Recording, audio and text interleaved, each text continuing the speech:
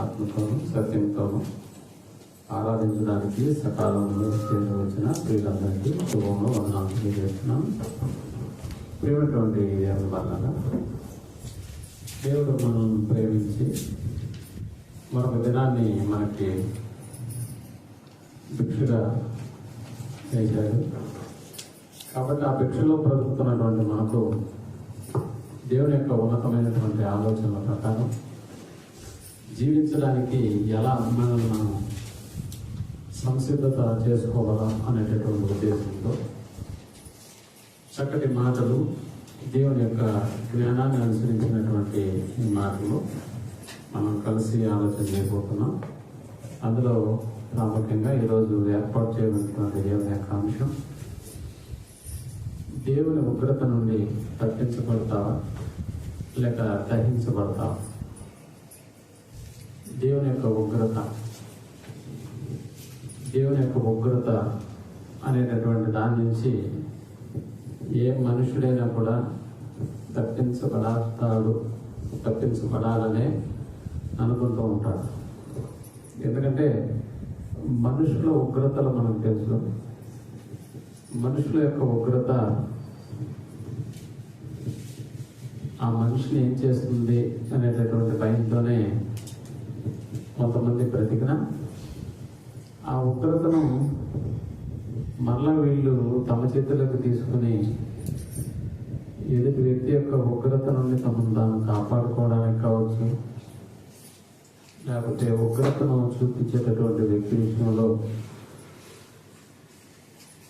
తమ యొక్క ఉగ్రతను వారి మీద తిరిగి చేసేటటువంటి కార్యక్రమాల్లో భాగంగా అతన్ని మరణానికి గురి చేసేటటువంటి సంగతులు కావచ్చు.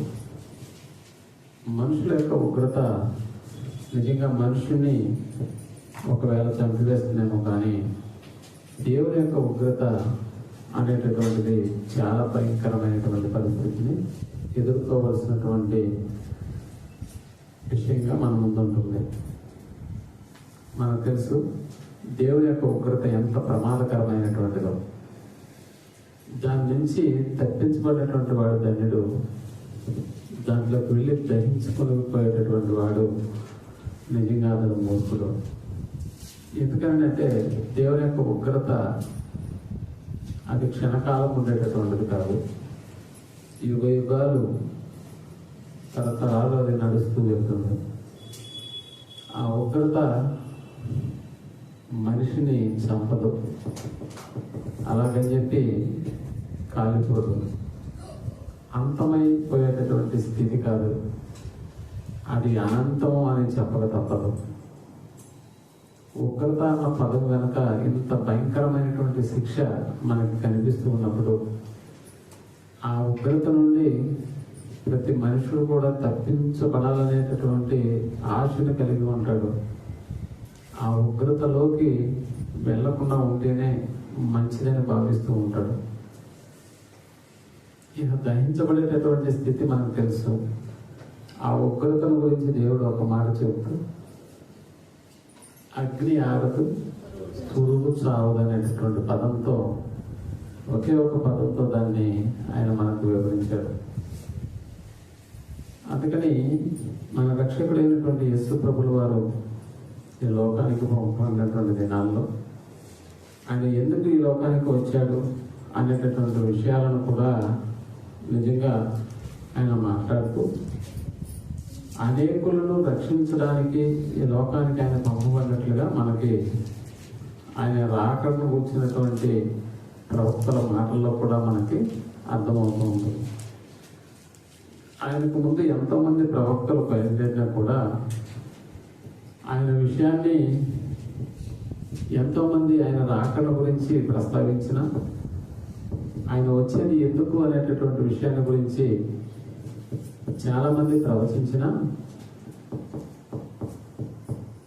ఒకటే ఒక కారణం, ఆ ఉగ్రత నుంచి ప్రతి మనుషుడు తప్పించుకోవాలనేటటువంటిది.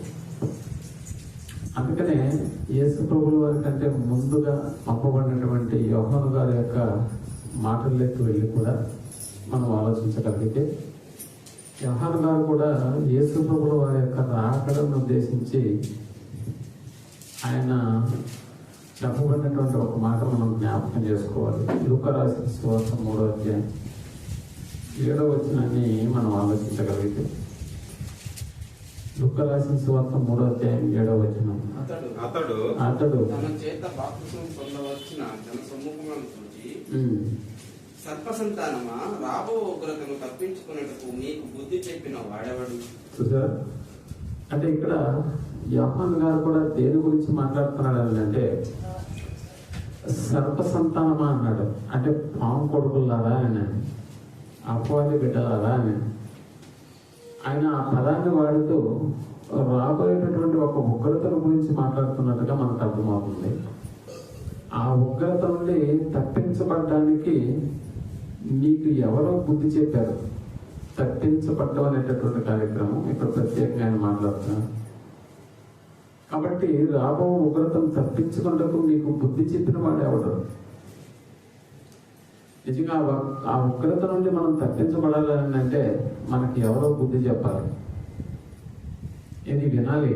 ఆ వినిన తర్వాత కానీ ఒక నిర్ణయానికి వచ్చి ఆ ఉగ్రత నుండి మనల్ని మనం కాపాడుకోవాలి. ఉండాలి. మనం అనుకోవచ్చు, దేవుని యొక్క ఉగ్రత మనల్ని ఏం చేస్తుందిలే అని. దేవుని యొక్క ఉగ్రత మన మీదకి ఎలా వస్తుంది?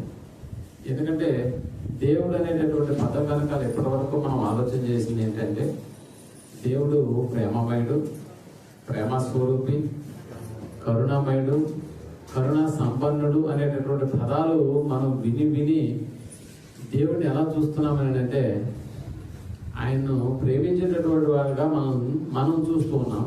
కానీ ఆయన మరొక కోణంలో ఆయన గురించి మనం ఆలోచించినప్పుడు ఆయన దహించే అగ్ని అయి ఉన్నాడు అనేటటువంటి మాట మనం చదువుకున్నటువంటి లేఖన భాగంలో మనకు కనిపిస్తుంది. ఆయన దహించు అగ్ని, దహించేటటువంటి అగ్నిగా ఉన్నటువంటి దేవుడు మనుషులను నిజంగా అలాంటి ఉగ్రతలోనికి పోనివ్వకుండా ఉండడానికే దేవుడు మనల్ని కలుగజేసిన. కానీ మనుషుల యొక్క వారి యొక్క ప్రవర్తన ఎలా నియమింపబడింది, వారి యొక్క ప్రవర్తన వల్ల తండ్రి అయినటువంటి దేవుడు ఉగ్రత పాలు చేసేటటువంటి పరిస్థితిలోనికి మనుషుల యొక్క ప్రవర్తనే దానికి కారణమవుతుంది.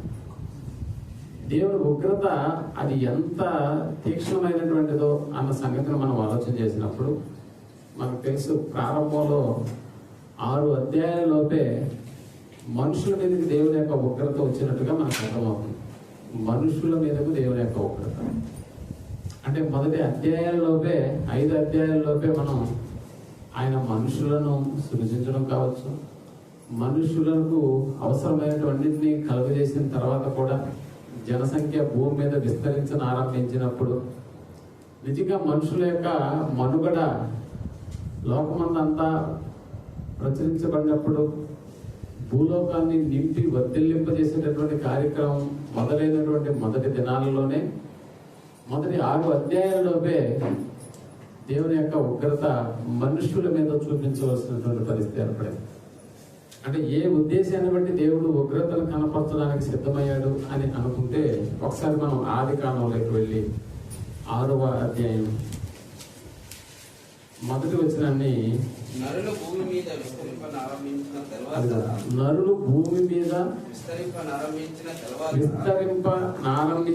తరువాత అన్నాడు. అంటే నరులు భూమి మీద విస్తరింపనారంభించిన తరువాత ఏం జరిగింది అనడానికి ఒకసారి మనం 11వ వచనానికి వెళ్ళి మనం ఆలోచించగలిగితే, భూలోకము దేవుని సన్నిధిని చెడిపోయి, బాగా ఆలోచన చేయండి. భూలోకము అంటే నరులు విస్తరింపనారంభించిన తర్వాత ఇప్పుడు భూలోకము దేవుని సన్నిధిని ఎలా ఉందంట? చెడిపోయి ఉండెను. భూలోకము బలాత్కారంతో నిండి ఉండెను. భూలోకము బలాత్కారముతో నిండి ఉండెను. భూలోకంలో ప్రజలు విస్తరించి ఉన్నారు. ఆ ప్రజల గురించి మాట్లాడుతూ భూలోకము బలాత్కారంతో నిండి ఉండెను. దేవుడు భూలోకమును చూచినప్పుడు అది భూలోకమును చూచి ఉన్నప్పుడు అది చెడిపోయి ఉండెను. అది చెడిపోయి ఉండెను. భూమి మీద సమస్త శరీరులు తమ మార్గమును చెడిపి వేసుకొని ఉండిరి. దేవుడు నోవాహుతో సమస్త శరీరం మూలముగా భూమి బలత్కారంతో నిండి ఉన్నది. అంటే దేవుడు ఎందుకు ఒక నోవాహు గారినే ఆ తరంలో ఎంచుకున్నాడు అని అంటే, అంతకు ముందు బ్రతికినటువంటి వాళ్ళు లేరా అంటే ఉన్నారు. కానీ నోవాహు తరం వచ్చేసేటప్పటికి బలత్కారంతో నిండిపోయినటువంటి పరిస్థితి మనకు కనిపిస్తుంది. భూలోకం అంతటా దేవుని యొక్క ఉగ్రత ప్రకటించబడినటువంటి కాలము నోవాహు గారిది. అందుకని నోవాహు నిజంగా దేవుని యొక్క మాటలు విన్నప్పుడు చాలా మంది, అంటే అప్పటి వరకు చూడని సంగతుల విషయమే అతను దేవుని చేత హెచ్చరించబడుతున్నాడు. అంటే దేవుడు ప్రేమ సంపన్నుడు మాత్రమే కాదు, ఆయన దహించేటటువంటి అగ్నిగా ఉన్నాడన్న సంగతిని మనం అర్థం చేసుకున్నప్పుడు, ఉగ్రతను కనపరిచేటప్పుడు తండ్రి దేవుడు ఆయన దహించేటటువంటి అగ్నిగా మనకు కనిపిస్తున్నాడు. అలాగే ఆ ఉగ్రత నుండి రక్షించేటటువంటి ఏర్పాట్లు చేసినప్పుడు కూడా ఆయన కరుణా సంపన్నుడుగా మనకు కనిపిస్తూ ఉన్నాడు. ఉగ్రతను కనపరిచేటప్పుడు దహించు అగ్నిగా కనిపిస్తున్నాడు. ఆ ఉగ్రత నుండి రక్షించేటటువంటి ఏర్పాట్లు చేసినప్పుడు ఆయన ఎలా కనిపిస్తున్నాడంటే కరుణా సంపన్నుడుగా కనిపిస్తున్నాడు. నిజంగా దేవుడు ఎవరో తెలియనటువంటి దినాల్లో ఆయన తన ఉగ్రతను కనపరుస్తున్నటువంటి పరిస్థితి మనకు కనిపిస్తుంది. అందుకని తండ్రి అయినటువంటి దేవుడు ఎవరో అన్న సంగతిని గురించి భూలోకానికి తెలియవలసినటువంటి అవసరం ఎంతైనా ఉంది. అందుకని ఇక్కడ ప్రియమైనటువంటి వాళ్ళరా, బలత్కారంతో నిండి ఉన్నటువంటి భూలోకాన్ని చూసినటువంటి తండ్రి అయిన దేవుడు అది బలత్కారంతో నిండి ఉంది కాబట్టి ఇప్పుడు ఏం చేయాలి? తన యొక్క ఉగ్రతను కనపరిచేటటువంటి స్థితిని అక్కడ ఏర్పాటు చేసినట్టుగా మనకు అర్థమవుతుంది. ఆ ఉగ్రతను కనపరిచే స్థితిని గురించి దేవుడు మాట్లాడుతూ, భూమి మీదకు దేవుని యొక్క ఉగ్రత నీటి రూపంలో రాబోతుంది అనేటటువంటి ఆ యొక్క ఆజ్ఞలను జారీ చేసిన తర్వాత దాదాపుగా 120 సంవత్సరాలు దేవుడు మనుషులకు ఎంతో అవకాశాలను కలుగజేసినట్లుగా మనకు అనిపిస్తుంది. 120 సంవత్సరాలు. ఎందుకంటే నోవాహు గారికి చెప్పినటువంటి కొలతలతో చితి స్మారక మ్రానుతో నిర్మింపబడవలసినటువంటి ఆ ఓడ యొక్క నిర్మాణానికి పట్టిన కాలము దాదాపుగా 120 సంవత్సరాలు. 120 సంవత్సరాల యొక్క దేవుని యొక్క ఉగ్రత ఇక తీవ్ర రూపం దాల్చడానికి ముందుగా ఆయన మాటలు విని ఎవరండి ఆ యొక్క ఓడలోనికి ప్రవేశించినటువంటి వారి సంఖ్య అని అంటే ఆ ఓడ నిర్మించినటువంటి ఆ కుటుంబం మాత్రమే.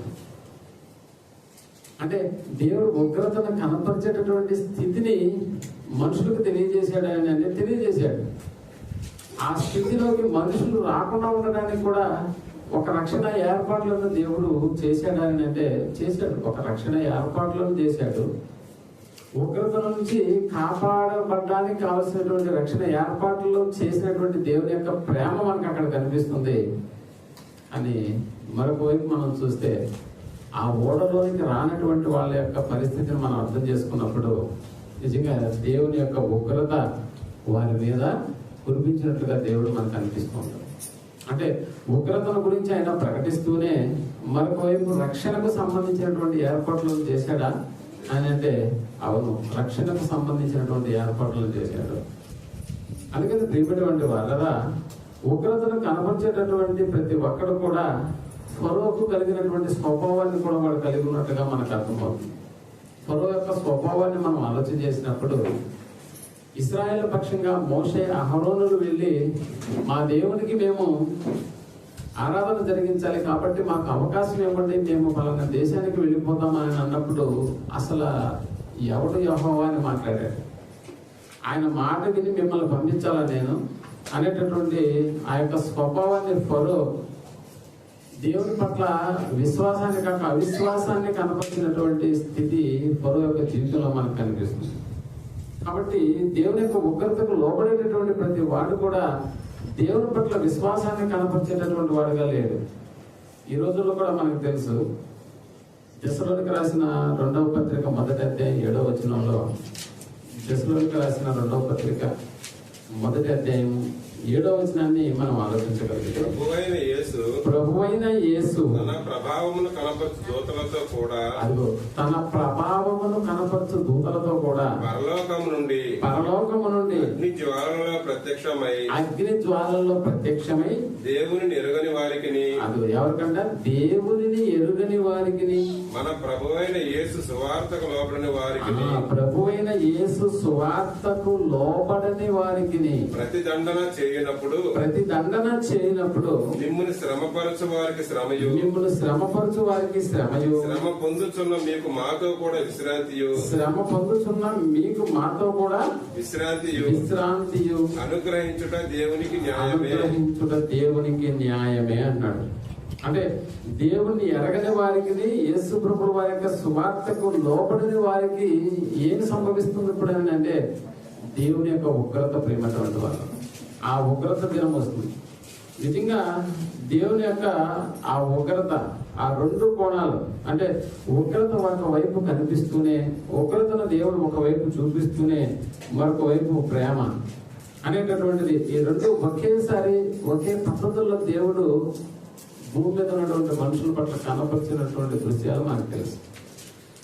ఒకవైపు ఉగ్రత, మరొక వైపు ప్రేమ. ఎందుకంటే ఆయన ఆ రోజు మనకు తెలుసు, కరుణా సంపన్నుడుగా దేవుడు ఉన్నప్పుడు నోవాహు గారి కాలంలో ఒకవైపు ఉగ్రతను కనపరుస్తున్నాడు, మరొక వైపు ప్రేమను కూడా కనపరుస్తున్నాడు. ప్రేమను కనపరచడానికి దేవుడు ఏం ఏర్పాటు చేశాడు? ఆ రోజు ఓడలను నిర్మింపజేశాడు. అంటే ఓడలోకి చేరబడినటువంటి ప్రతి ఒక్కడు ఉగ్రత నుండి తప్పించబడినటువంటి వాడా, లేకపోతే ఉగ్రతకు లోపడినటువంటి వాడా? ఉగ్రత నుండి తప్పించబడినటువంటి వాడు ఎక్కడున్నాడు అని అంటే, ఓడలో సురక్షితంగా ఉన్నాడు. కానీ ఉగ్రతకు లోపడినటువంటి వాడు ఎక్కడున్నాడు? బయట ఉన్నాడు. అంటే జల ప్రళయంలో కొట్టుకొని పోతూ ఉన్నాడు. ప్రేమటువంటి వాడు మనకు తెలుసు, దేవుడు తన ఉగ్రతను కనపరిచేటప్పుడు ఎప్పుడు కూడా ఆయన చేస్తున్నటువంటి విధానం ఎలా ఉంటుందని అంటే, తన ఉగ్రతను కనపరిచేటప్పుడు దాని నుండి తప్పించుకోవడానికి ఒక ప్రత్యేకమైనటువంటి స్థలాలనే దేవుడు ఏర్పాటు చేస్తున్నట్లుగా మనకు అర్థమవుతుంది. ఒక ప్రత్యేకమైనటువంటి స్థలాలు అంటే, ఒక ప్రత్యేకమైనటువంటి స్థలాలను దేవుడు ఏర్పాటు చేస్తూనే ఉగ్రతకు అవసరమైనటువంటి వాటిని కూడా దేవుడు సంసిద్ధం చేస్తున్నాడు అన్న సంగతి మనకు బాగా తెలుసు. అందుకని ప్రియమైనటువంటి వాళ్ళరా, దాని నుండి తప్పించుకోవడానికి దేవుడు ఏర్పాటు చేసినటువంటి ఆ యొక్క విధానంలోకి తప్పించబడాలనుకునేటటువంటి వాడు ఏం చేస్తాడంటే, అందులోకి ప్రయాణం చేయాలి, వేరే మార్గం లేదు. అలాగని చెప్పి నాకు తప్పించబడవలసిన అవసరం లేదు, నేను దహించేటటువంటి కార్యక్రమంలో నేను ఉంటానని అనుకునేటటువంటి ప్రతి ఒక్కరికి కూడా అందులో ప్రవేశించడానికి అవసరం లేదు. అయితే ప్రేమటువంటి వాళ్ళ ఐగుప్తు మనకు తెలుసు, ఇశ్రాయేల్ యొక్క జనాంగాన్ని గురించి మనం ఆలోచన చేసినప్పుడు ఎన్నో తెగుళ్ళు రప్పించినా కూడా ఫరో యొక్క హృదయం ఎలా అయిందని అంటే, ఒక కఠినపరచబడినటువంటి హృదయంగా మారిందన్న సంగతి మనకు తెలుసు. యెహోవా ఎవడు? ఆయన ఆరాధించడానికి మేము పంపించాలా? నేను పంపించను అనేటటువంటి విషయాలు. అందుకని ప్రియమైనటువంటి వాళ్ళరా, నేను యెహోవాను ఎరగను, ఇశ్రాయేలీయులను పోనివ్వను. ఈ వైఖరి ఎవరిదేనంటే ఫరో. ఎందుకంటే ఐగుప్తులో ఇశ్రాయేల్ ప్రజలు ఎలా ఉన్నారంటే, ఒక బానిసలుగా బ్రతుకుతున్నటువంటి ఆ దినాల్లో అలా శపథం చేసినటువంటి ఫరోకు దేవుడు ఏం చేశాడో మనకు బాగా తెలుసు.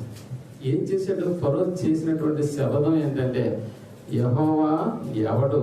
నేను ఇశ్రాయేలీయులను పంపను. మరి అలాంటి వాడి విషయంలో దేవుడు ఏదో ఒకటి చేయాలా పర్లేదా?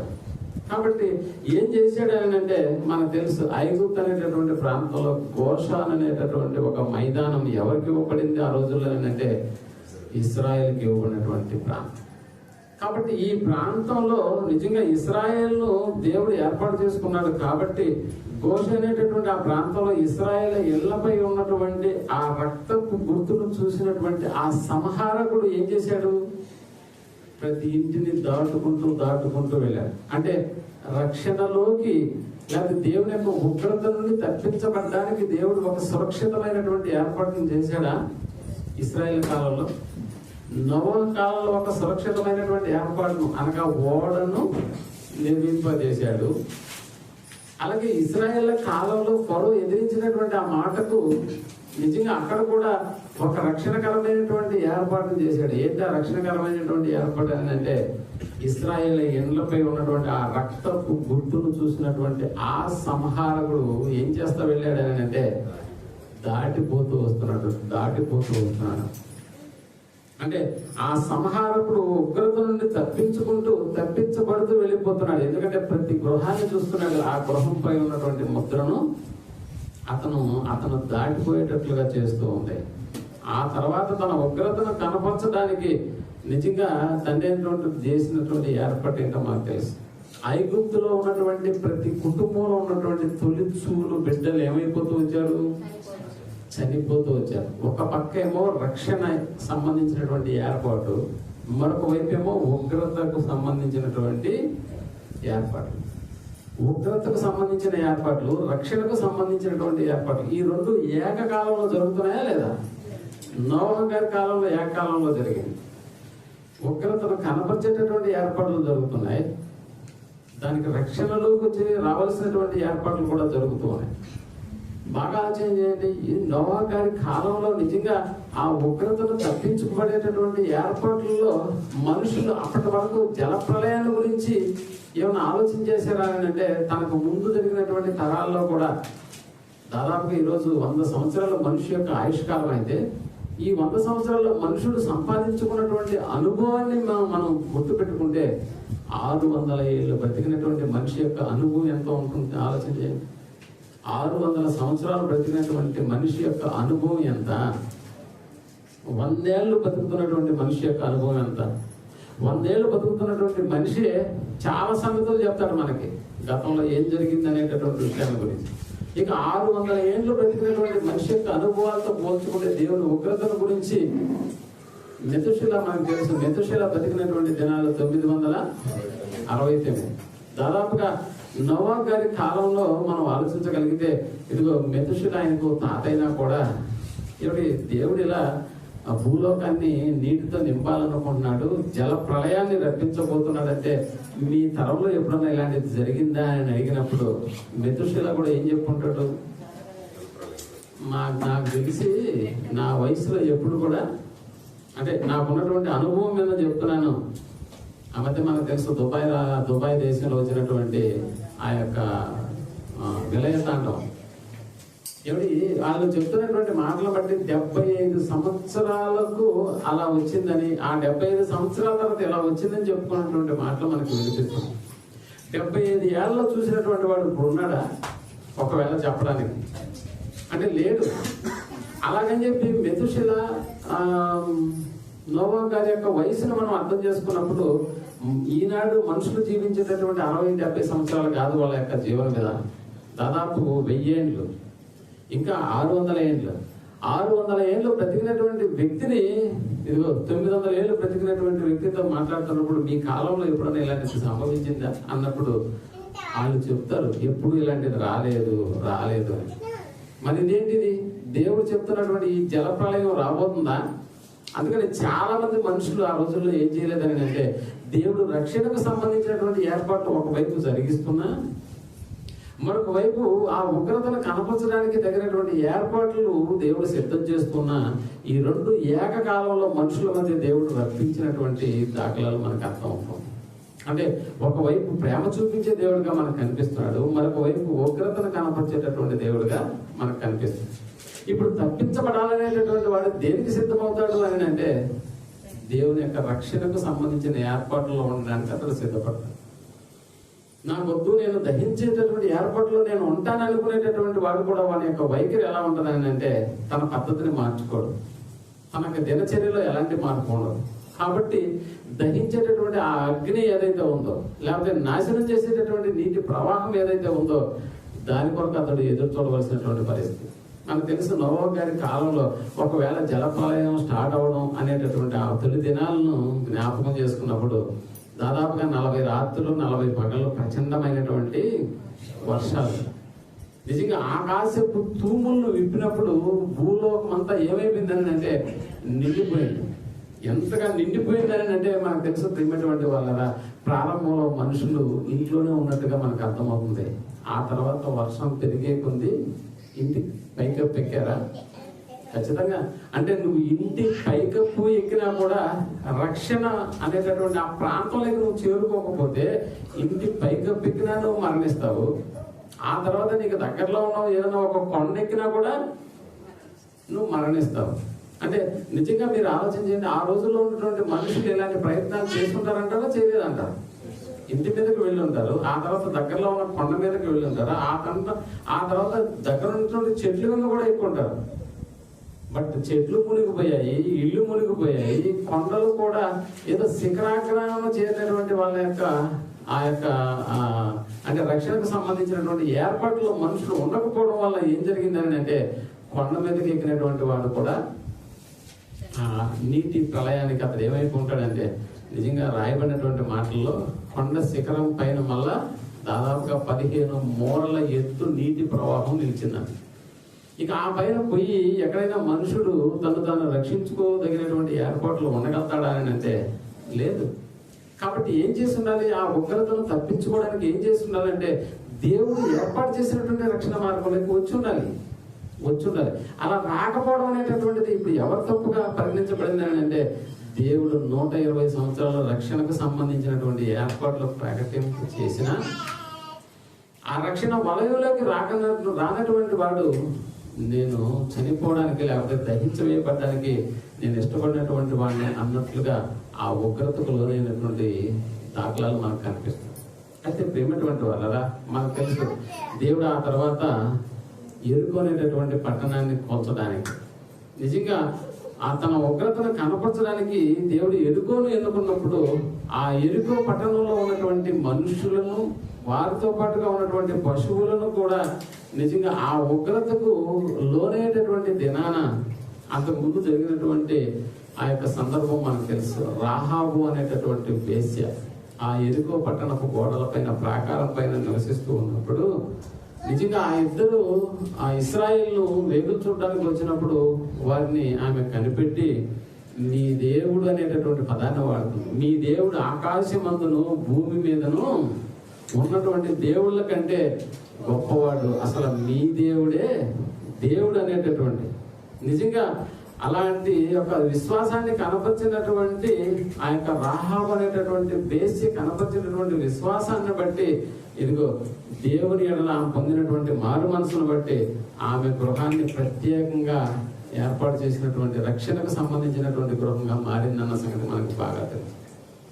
అంటే ఎరుకో పట్టణాన్ని మీదకి దేవుని యొక్క ఉగ్రత రాబోతుందని తెలిసినప్పుడు ఆ పట్టణంలో దేవుని మీద విశ్వాసాన్ని కనపరిచినటువంటి రాహాబు అనేటటువంటి వేశ్య అంటే దేవుని యొక్క ఉగ్రతను తప్పించుకోవాలన్న ఆలోచన నిజంగా ఎవరికైనా ఉంటే అందుకని అక్కడ జరిగినటువంటి ఆ యొక్క ఇన్సిడెంట్ లో మనం వెళ్ళి లోతుగా ఆలోచించగలిగితే ఒకసారి యెహోషువ గ్రంథంలోకి వెళ్ళి 2వ అధ్యాయము 8వ వచనాన్ని మనం ఆలోచించగలిగితే ఆ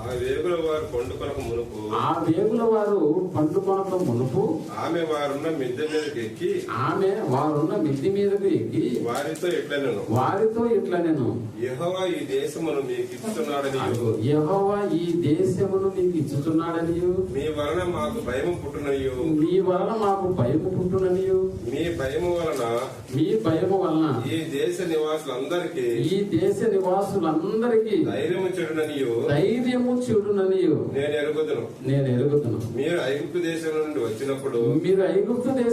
వచ్చినప్పుడు మీ ఎదుట యెహోవా ఎర్ర సముద్రము వీరును ఇక్కడ మనకు తెలుసు. అయితే దేవుని యొక్క గొప్పతనాన్ని గురించి ఆమె మాట్లాడుతూ ఆ గొప్పతనాన్ని గురించి ప్రశంసిస్తూ అలాంటి దేవుని ప్రజలు మీరు అని ఆమె వాళ్ళని పొగిడినప్పుడు నిజంగా వాళ్ళ నుంచి ఇప్పుడు అంటే ఈ దేశంలో కూడా మీరు కానీ వచ్చేస్తే ఈ దేశం కూడా ఏమైపోతుంది, ఎరుకో పట్టణం కూడా ఏమైపోతుంది, మీ ముందు నిలబడి ధైర్యంగా మీతో పోరాడేటటువంటి వాడు ఎవరు లేరు.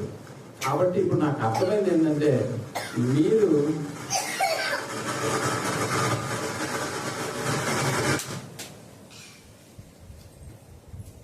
మీరు ఈ పట్టణం మీదకి వచ్చేటప్పుడు ఏం జరుగుతుందో నాకు తెలుసు. అంటే మనుషులు కావచ్చు, పశువులు కావచ్చు, ఎవరైనా కూడా ఏం చేస్తున్నారు అంటే అందరూ నశించేటటువంటి ఒక పరిస్థితిలోకి వెళ్ళిపోతున్నాము.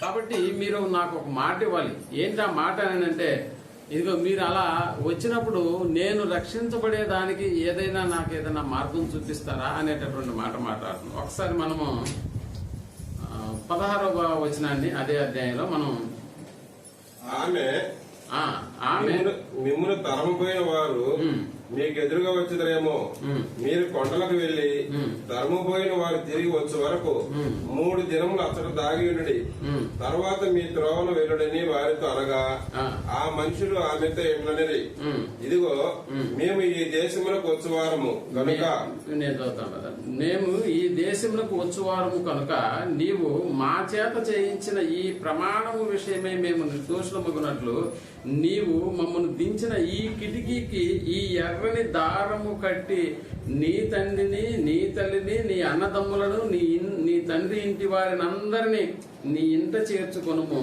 నీ ఇంట ద్వారములో నుండి వెలుపలికి వచ్చువాడు తన ప్రాణమునకు తానే ఉత్తరవాది, మేము నిర్దోషులమగుదుము.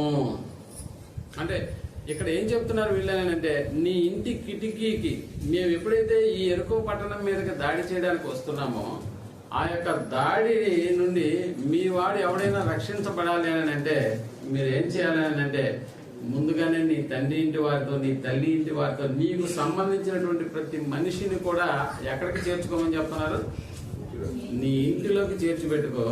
నీ ఇల్లు అందరికీ తెలియదు కదా, ఇస్రాయిల్లో ఉన్నటువంటి అందరికి తెలియదు కాబట్టి నీ ఇంటి కిటికీకి ఒక ఎర్రని దారాన్ని కట్టి పెట్టుకో అంటాడు. ఒక ఎర్రని దారాన్ని కట్టిపెట్టు అంటే ఇస్రాయిల్ ఎప్పుడైనా ఆ యొక్క ఎరుకో పట్టణం మీద దండెత్తి వచ్చినప్పుడు ఆ ఎర్రని కిటికీకి కట్టబడి ఉన్నటువంటి ఆ ఎర్రని ఆ దారం ఎలాగైతే ఆ యొక్క ఆ గుర్తు ఇస్రాయేల్కి తెలుపబడుతుందో ఆ ఇంట్లో ఉన్నటువంటి వారిని వాళ్ళు ఏం చేయరు?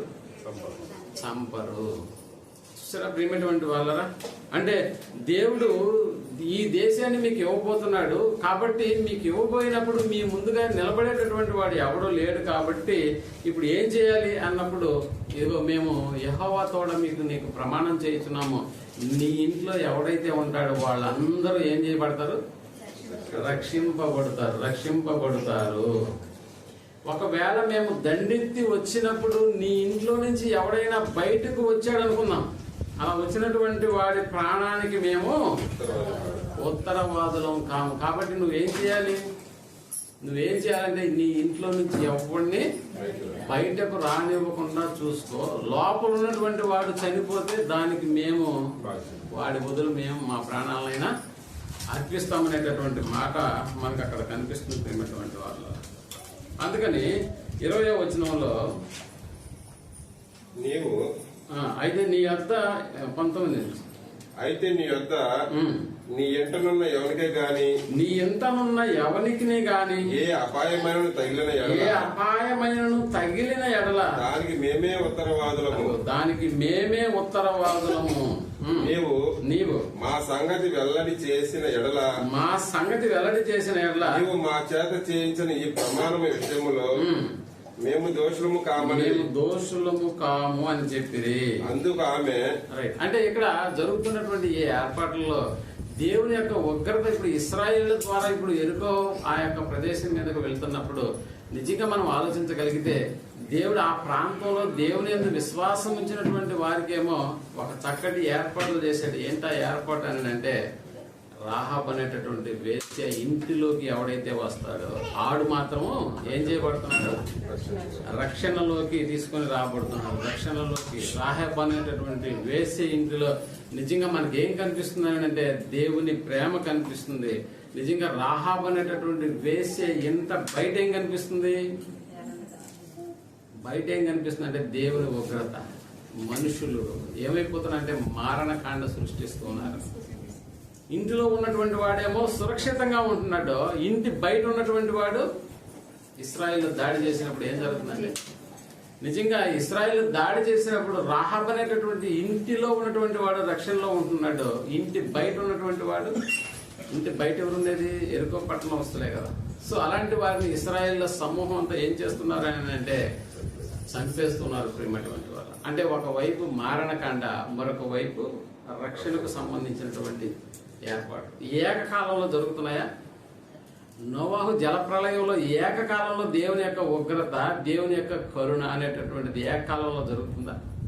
జరిగింది కాబట్టే నిజంగా ఆ రోజు మరణించినటువంటి వాళ్ళ సంఖ్య ఎక్కువగా ఉంది, రక్షించబడినటువంటి వాళ్ళ సంఖ్య తక్కువగా ఉంది. రాహాబ్ అనేటటువంటి వేసి విషయంలో కూడా రాహాబ్ అనేటటువంటి ఆ వేసి ఇంట్లో ఉన్నటువంటి వారు రక్షణలో ఉన్నట్లుగా మనకు అనిపిస్తుంది, కానీ ఆ ఇంటి బయట ఉన్నటువంటి ప్రతి ఒక్కరు కూడా మరణానికి గురైనట్లుగా మనకు అర్థమవుతుంది. అందుకనే ప్రేమటువంటి వాళ్ళరా రక్షించేటటువంటి స్థలం వేరుగా ఉంటుంది, ఉగ్రత స్థలం అనేటటువంటిది కూడా వేరుగా ఉంటుంది, దీనికి దానికి భిన్నంగా ఉంటుంది. కాబట్టి దేవుని ఎరగనటువంటి దినాల్లో దేవుడు రాహాబును గురించి చెప్పినటువంటి మాట, ఈ నోవాహును గురించి చెప్పినటువంటి మాట కూడా మనకి జ్ఞాపకం. ఎందుకంటే ఈ తరంలో నువ్వు ఎలా ఉన్నావంటే నువ్వే నీతిమంతుడుగా కనిపిస్తున్నావు అంటే దేవుని యందు విశ్వాసాన్ని కనపరిచినటువంటి వ్యక్తిగా నోవాహు తన తరంలో కనపరిచినటువంటి ఆ యొక్క మాటను బట్టి నిజంగా తండ్రి అయినటువంటి దేవుడు ఏర్పాటు చేసినటువంటి ఆ యొక్క ఉగ్రత అనేటటువంటి దినంలో రెండింటిని దేవుడు కనపరుస్తూ ఉన్నాడు. ఒకటేమో రక్షణకు సంబంధించినటువంటి ఏర్పాట్లు చేసిన తర్వాతనే ఉగ్రతను ఏం చేశాడు? కనపరిచాడు. రాహాబ్ అనేటటువంటి వేశ్య విషయంలో కూడా ఏం జరిగించాడని అంటే రక్షణకు సంబంధించినటువంటి ఏర్పాట్లు చేసిన తర్వాతనే విధ్వంసాన్ని సృష్టించినటువంటి పరిస్థితి మనకు కనిపిస్తుంది. ప్రేమటువంటి వాళ్ళ అంటే విధ్వంసం అనేటటువంటిది అంత ఎక్కువగా కనిపిస్తుందా? అవును, దేవుని ఉగ్రత.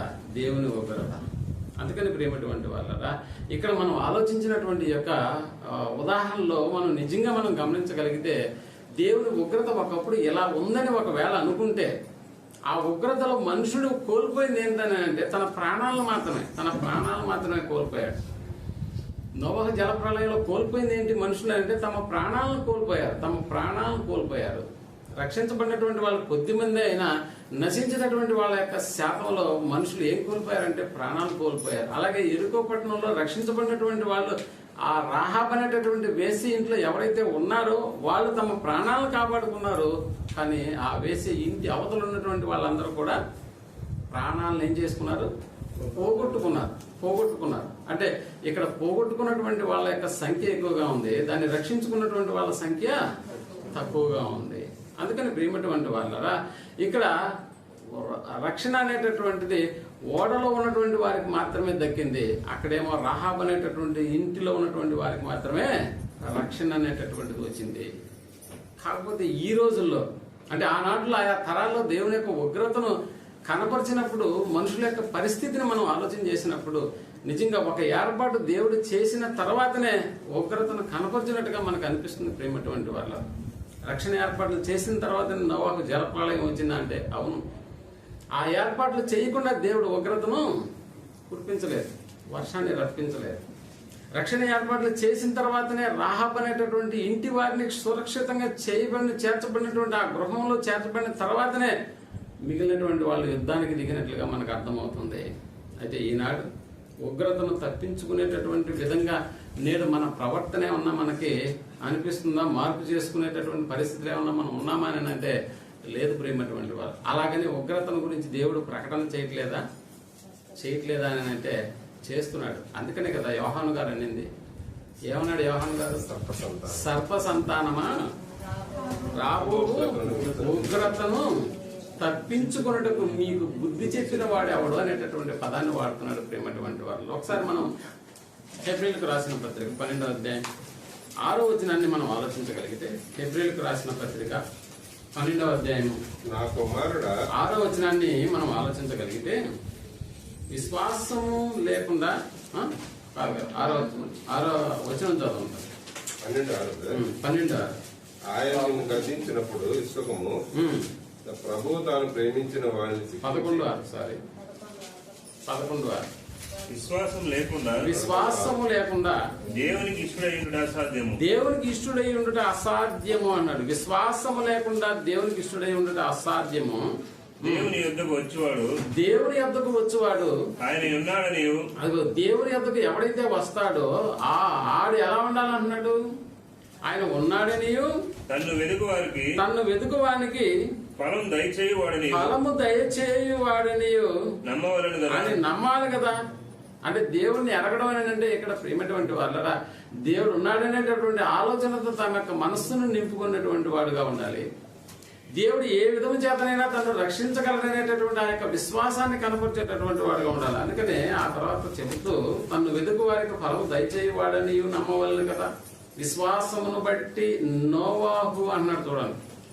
విశ్వాసమును బట్టి నోవాహు అది వరకు చూడని సంగతులను అన్నాడు. అది వరకు చూడని సంగతులను గూర్చి దేవుని చేత హెచ్చరింపబడి అన్న పదం వాడాడే. అంటే అప్పటి వరకు తాను బ్రతికినటువంటి 600 చిల్లర సంవత్సరాలలో ఎప్పుడైనా ఇలాంటి కార్యక్రమం జరిగిందా? నోవాహు కాలాల్లో జరగలేదు. నోవాహు కాలాల్లో జరగలేదు. అంతకు ముందు బ్రతికినటువంటి వాళ్ళ యొక్క బ్రతుకుల్లో కూడా ఇలాంటి ఒక వైఖరి ఏమన్నా కనిపించిందా? లేకపోతే దేవుడు ఇలా హెచ్చరిక చేస్తున్నాడు అలాంటిది ఏమన్నా మీ జీవితాల్లో చూసారా అని అంతకు ముందు బ్రతికినటువంటి నోవాహు కంటే ఎక్కువ వయసు ఉన్నటువంటి వారిని నోవాహు అడిగినప్పుడు ఏమన్నా వాళ్ళు కూడా ఏమన్నా సరైన సమాధానం చెప్పారా అని అంటే, ఏమోనండి మాకు ఇంత వయసు వచ్చినా కూడా ఇంతటి వయసులో కూడా మేము ఎప్పుడు ఇలాంటి కార్యక్రమం చూడనే లేదనేటటువంటి మా.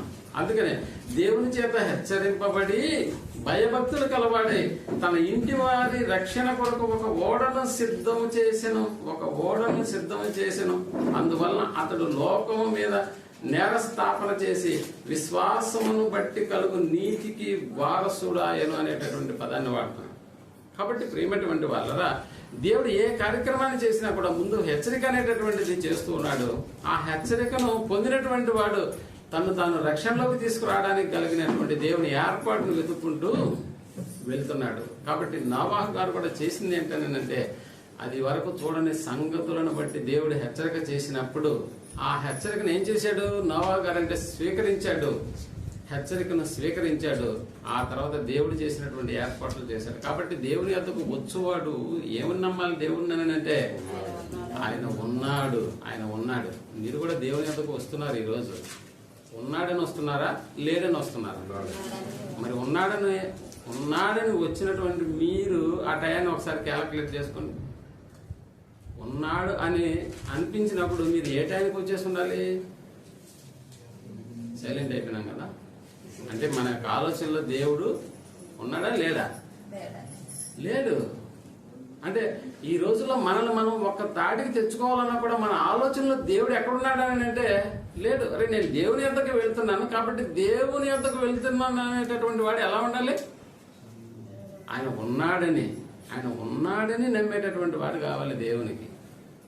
ఏముందలే టైం యథాప్రకారమే కదా ఆయన అనుకుంటే పర్లేదు. మనం కూడా ఏదో ఆ మధ్య ఒక చర్చి గురించి నేను విన్నప్పుడు జనాలందరూ వస్తేనే స్టార్ట్ చేస్తాడు పాస్టర్ గారు. జనాలందరూ అంటే టైం ఉండదా? జనాలందరూ వస్తేనే దేవుడు కూడా వస్తాడా? అలా కాదు ప్రియమైనటువంటి వాళ్ళు.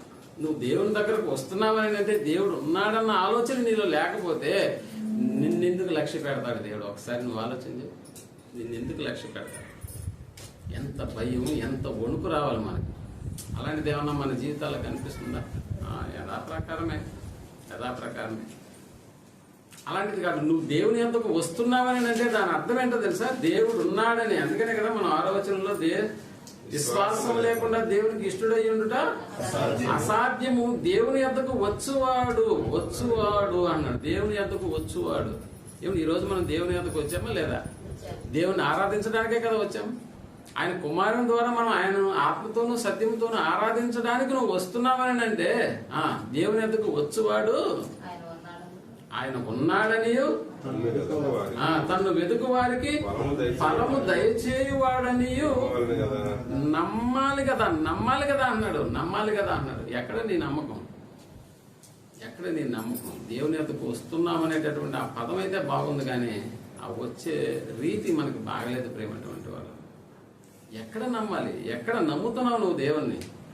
అందుకనే ఈనాడు మన యొక్క ఆ ఉగ్రతను తప్పించుకునే విధంగా మన ప్రవర్తనను నిజంగా మనం ఏమైనా మార్పు చేసుకుంటున్నామా అని అంటే లేదు. మన దినచర్యలో భాగంగా ఏమైనా రాబోయేటటువంటి ఉగ్రతను గురించి ఏమన్నా మనలో మన లైఫ్ స్టైల్ ఏమన్నా మారిపోతున్నారని అంటే లేదు. ఎక్కడా మారట్లేదు ప్రేమటువంటి వాళ్ళు. ఒకసారి మనం చూద్దాం. 1 పేతురు రాసిన పత్రిక 3వ అధ్యాయము 19వ వచనాన్ని మనం ఆలోచించగలిగితే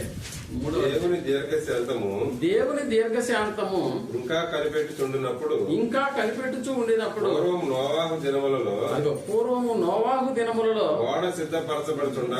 ఓడ సిద్ధపరచబడుచు ఉండగా అవిధేయులైన వారి యొద్దకు అనగా చెరలో ఉన్న ఆత్మల యొద్దకు ఆయన ఆత్మరూపిగానే వెళ్ళి వారికి ప్రకటించెను. ఆ ఓడలో కొందరు అనగా 8 మంది నీటి ద్వారా రక్షణ పొందిరి అంటే రక్షించబడ్డారా?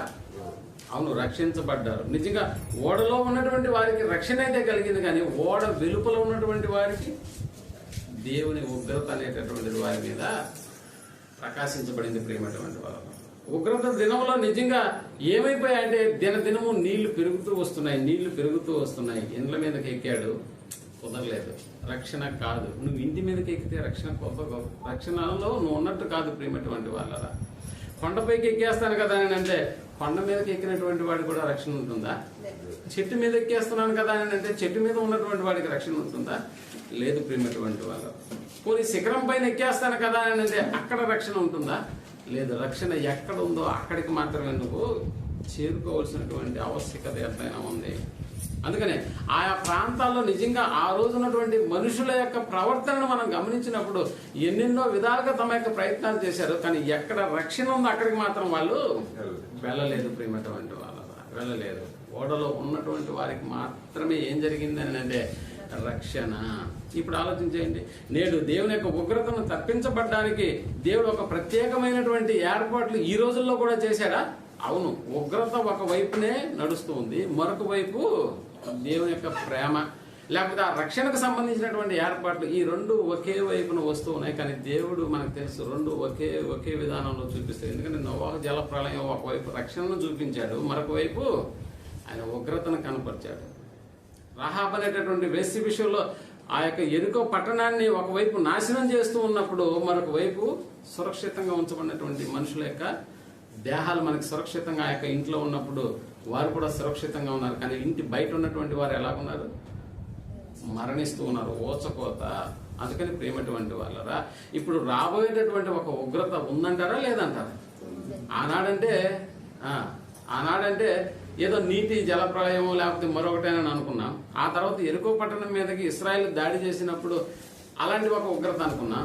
కానీ వాటి రెండింటికి భిన్నమైనటువంటి ఉగ్రతే నేడు మనం ఎదుర్కోబోయేటటువంటి ఉగ్రత అన్న సంగతి మనం జ్ఞాపకం చేసుకోవాలి. అంటే అప్పటి వరకు జరిగినటువంటి సంగతులన్నీ ఒకవైపు అయితే మరొక వైపు ఇంకా జరగబోవడానికి సిద్ధమైనటువంటి ఉగ్రత మరొక వైపు సిద్ధంగా ఉంది. ఆ యొక్క జరిగినటువంటి ఉగ్రత విషయంలో మనుషులు తమ ప్రాణాలు కోల్పోయారేమో, కానీ రాబోయేటటువంటి ఉగ్రతను మనుషులు కోల్పోయేటటువంటిది ఏంటని అంటే ప్రాణాలు కాదు. ప్రియమైనటువంటి వాళ్ళ ఏ విధంగా ఉంటుంది వాళ్ళ యొక్క ఉగ్రత అని అంటే ఒకసారి మనం ప్రకటన గ్రంథంలోకి వెళ్ళి 6వ అధ్యాయం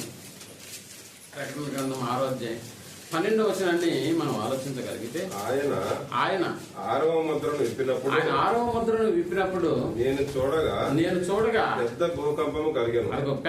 భూకంపము కలిగెను. సూర్యుడు ఏమైపోయాడంట? కంబలి వలె నలుపాయను. చంద్రబింబమంతయు రక్తవర్ణమాయను. పెద్ద గాలి చేత ఊగులాడు అంజూరపు చెట్టు నుండి రాలినట్టు ఆకాశ నక్షత్రములు భూమి మీద రాలేను. ఏమంటే ఒక చెట్టు ఊపినప్పుడు అందులో పడుతున్నటువంటి ఆ పళ్ళు మీకు జ్ఞాపకం ఉండదు. ఎందుకంటే కొంతమంది చెట్టు ఎక్కి ఓపిక లేక ఎక్కలేక ఆ చెట్టును పట్టుకొని ఊపేసినప్పుడు కింద పడ్డరా పళ్ళన్నీ కూడా ఏరుకొని తింటుంది. అది ఎలాగో అంజూరపు చెట్టు అకాలపు కాయలు రాలినట్లుగా దేవుడు ఏం చేయబోతున్నాడంటే ఆకాశ నక్షత్రాలను భూమి మీద. ఏమంటే భూమి కంటే ఎన్ని రెట్లు నక్షత్రం పెద్దదో తెలుసా మీకు? 13 లక్షల రెట్లు ఎక్కువ భూమి కంటే. అలాంటి నక్షత్రాలన్నీ ఏమైపోతున్నాయంట? అకాలపు పళ్ళు రాలినట్టు రాలిపోతున్నాయంట. సూర్యుడు ఏమైపోతున్నాడు? కంబళి వలె నల్లగా అయిపోతున్నాడు. చంద్రబింబం అంతా ఏమైపోతుంది? రక్తవర్ణం అయిపోతుంది. అంటే భయంకరమైనటువంటి ఉగ్రతను గురించి దేవుడు ఈనాడు ప్రకటన చేస్తున్నాడు. ఆ ఉగ్రతకు మనం తప్పించబడేటటువంటి ఏర్పాట్లో ఉన్నామా, లేకపోతే ఆ ఉగ్రతకు దహించబడేటటువంటి ఏర్పాట్లో ఉన్నాము. అందుకని ఆయన చెబుతూ మరియు ఆకాశ మండలము చుట్టబడిన గ్రంథము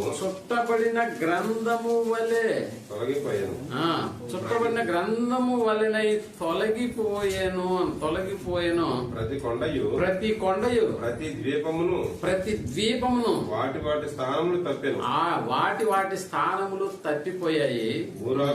భూరాజులను గనులను సహస్రాధిపతులను ధనికులను బలిష్ఠులను ప్రతి దాసుడును ప్రతి స్వతంత్రుడును కొండ గుహలలో నుండి బండల సందులలోను ఎక్కడికి వెళ్తున్నారంట? కొండ సందులలో కొండ గుహలలోను బండల సందులలోను దాగుకొని సింహాసనాసీనుడైన వాని యొక్కయు గొర్రెపిల్ల యొక్కయు ఉగ్రత మహాదినము వచ్చెను. దానిని అంటే దాన్ని ఎదుర్కొనేవాడు ఎవడు అన్నాడు. దాన్ని అలా జరిగించినప్పుడు ఎవడండి దాన్ని ఎదుర్కొని నిలబడగలుగుతాడు? చంద్రుడు రక్తవర్ణం అయిపోయాడంట, సూర్యుడు ఏమైపోయాడంట? కంబలి వలె నలిపోయాడంట.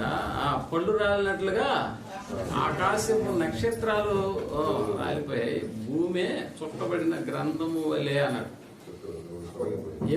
ఇప్పుడు అలాంటి మహా ఉగ్రతను తాళజాలిన వాడు ఎవడు?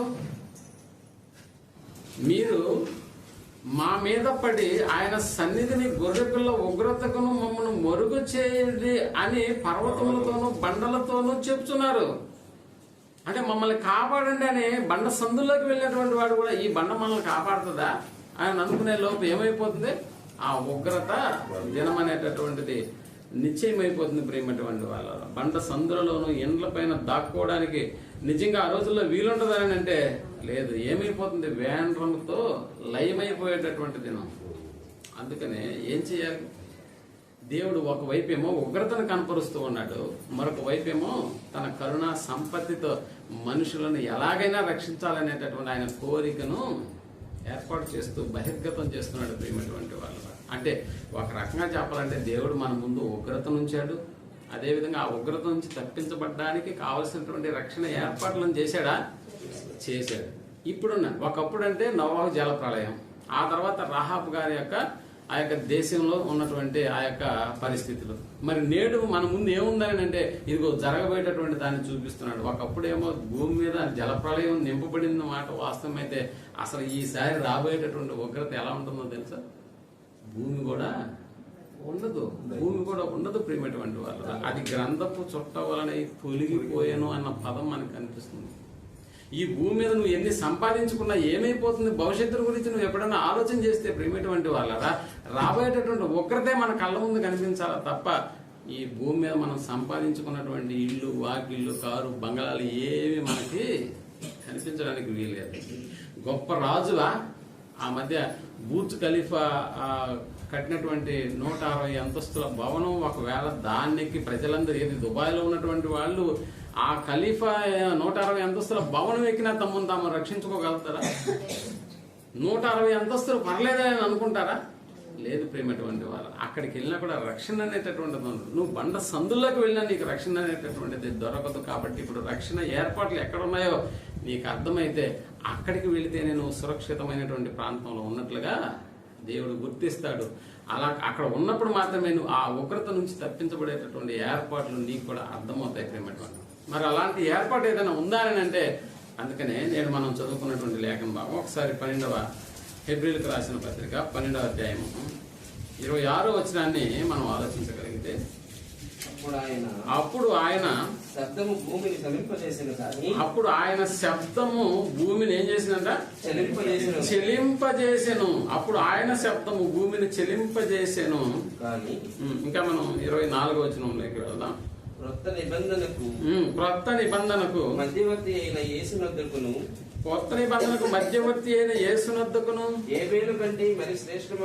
హేబేలు కంటే మరి శ్రేష్టముగా పలుకు రక్షణ రక్తమునకు మీరు వచ్చి ఉన్నారు అని చెబుతూ 25వ వచనం మీకు బుద్ధి చెప్పుచున్న వారిని నిరాకరింపకుండానట్లు చూచుకోండి అన్నాడు. యోహాన్ గారు ఏం మాట్లాడారు?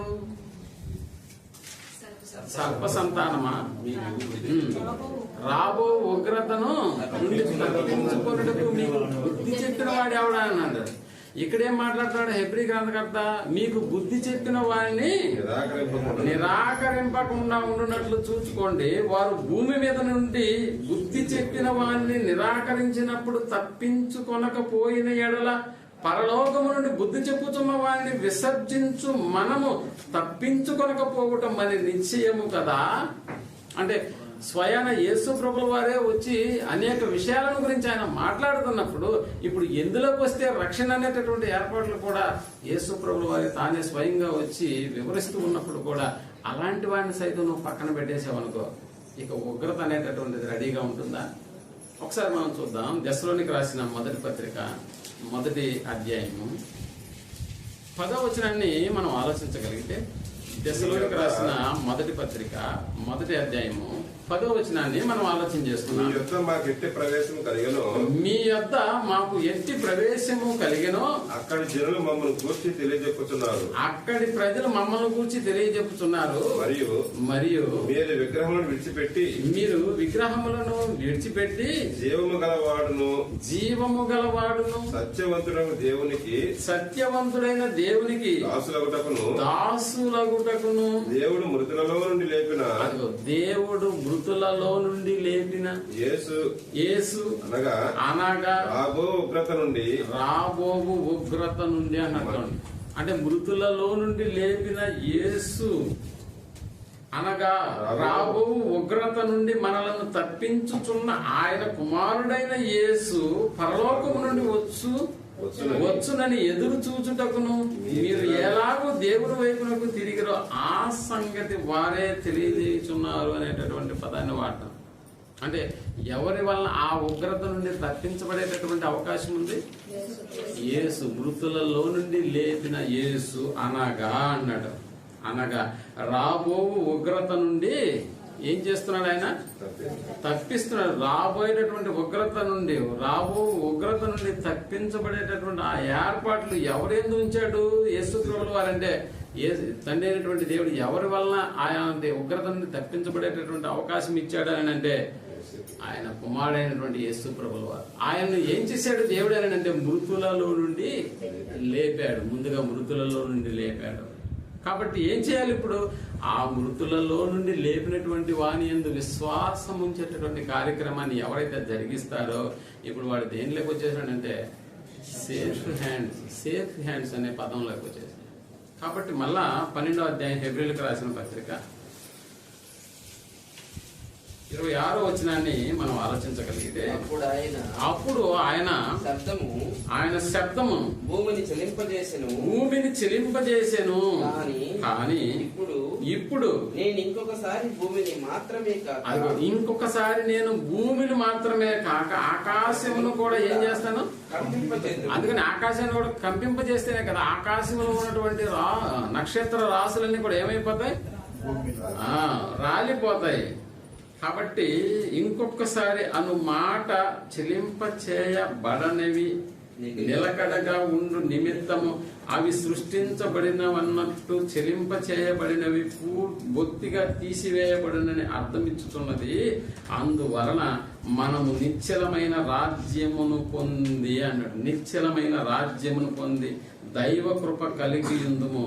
ఆ కృప కలిగి వినయ భయభక్తులతో దేవునికి ప్రీతికరమైన సేవ చేయుదుము అని అన్నాడు. నిశ్చలమైనది ఏంటి ఇక్కడ అంటే దేవుని రాజ్యం, ప్రియమైనటువంటి ఆ రాజ్యము ప్రభు అయినటువంటి యేసుక్రీస్తుల వారి యొక్క సంఘము. అంటే ఒకవైపు ఉగ్రతను గురించి ప్రకటిస్తూనే ఉగ్రత నుండి తప్పించబడేటటువంటి మాటలు తండ్రి అయినటువంటి దేవుడు ఆనాడు యోహాను గారి దగ్గర నుంచి కూడా యేసు ప్రభువు వారి మాటలు, ఆ తర్వాత వచ్చినటువంటి అపోస్తలుల యొక్క బోధ, వీటన్నిటిని మనం దృష్టిలో ఉంచుకున్నప్పుడు రాబోయేటటువంటి ఉగ్రత అనేటటువంటిది ఒకనాడు జలప్రలయంతో నింపబడినటువంటి పరిస్థితి కాదు ప్రియమైనటువంటి వాళ్ళరా. ఏదో ఒకనాడు ఎరుకో గోడలను పగలగొట్టినటువంటి పరిస్థితి అంతకంటే కాదు. రాబోయే ఉగ్రత ఎంత ఘోరంగా ఉంటుందో మనకు తెలుసు ప్రియమైనటువంటి వాళ్ళు. అందుకని ఆ నిశ్చలమైనటువంటి దేవుని యొక్క రాజ్యము అనగా యేసు ప్రభుల వారి చేత స్థాపించబడినటువంటి ఆ యొక్క రాజ్యము దేవుని రాజ్యము యేసు ప్రభుల వారి యొక్క సంఘం. ఆ సంఘంలో మనము కొత్తగా జన్మించినటువంటి వారమే, కొత్త జీవన విధానాన్ని మనం కలిగి ఉన్నటువంటి వారికి మాత్రమే ఉగ్రత నుండి తప్పించబడేటటువంటి ఏర్పాట్లు ఉంటాం. అలా ఒకవేళ మనం అలా నూతనమైనటువంటి ఆ యొక్క విధానాన్ని మనం అలవర్చుకోకపోతే నిజంగా మనం కూడా ఎక్కడ ఉండి ఏమైపోయే వాళ్ళమని అంటే ఉగ్రత నుంచి తప్పించబడేటటువంటి వాళ్ళ లిస్టులో కాదు కదా, దహించబడేటటువంటి ఆ లిస్టులో నిజంగా మనం కూడా ఉన్నాం. కాబట్టి దేవుని యొక్క ఉగ్రత దినాల్లో నిజంగా పరలోకానికి వెళ్ళేటటువంటి వాళ్ళు, నరకానికి వెళ్ళేటటువంటి వాళ్ళ యొక్క స్థితులు వేరుగా ఉంటాయని అంటే అవును, వీళ్ళ దైనందిన జీవితం వేరుగా ఉంటుంది, వాళ్ళ దైనందిన జీవితం వేరుగా ఉంటుంది. అంటే జీవన విధానాలన్నీ డిఫరెంట్ గా ఉంటాయా? అవును, డిఫరెంట్ గానే ఉంటాయి. మీరు బాగా ఆలోచన చేయండి. నోవా గారు ఓడ కట్టేటప్పుడు రక్షణ పొందేటటువంటి వాళ్ళు ఎలాగున్నారు, రక్షణలోకి రానటువంటి వాళ్ళు ఎలాగున్నారంటే, రక్షణలోకి రానటువంటి వాళ్ళు ఓడను నిర్మిస్తున్నటువంటి వాళ్ళని చూసి ఏం చేస్తున్నారు? హేళన చేస్తున్నారు. ఏంటి నోవాహు, జలం వస్తుందా, నీరు వస్తుందా? ఎక్కడో సముద్రం ఉంది, నువ్వు కట్టే ఓడ ఎక్కడుంది? ఊరు మధ్యలో ఉంది అని ఏం చేస్తున్నారంటే హేళన చేస్తున్నారు. అంటే వాళ్ళ దినచర్య ఎలాగుంది, వీళ్ళ దినచర్య ఎలాగుంది.